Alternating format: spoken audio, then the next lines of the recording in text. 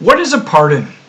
A pardon is an act of grace, usually proceeding from the power entrusted with the execution of the laws, which exempts the individual on whom it is bestowed from the punishment which the law inflicts for a crime the person has committed.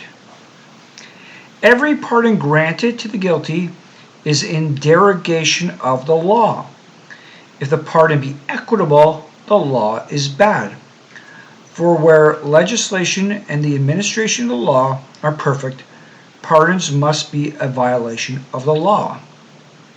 But as human actions are necessarily imperfect, the pardoning power must be vested somewhere in order to prevent injustice when it is ascertained that an error has been committed. An absolute pardon is one which frees the criminal without any condition whatever.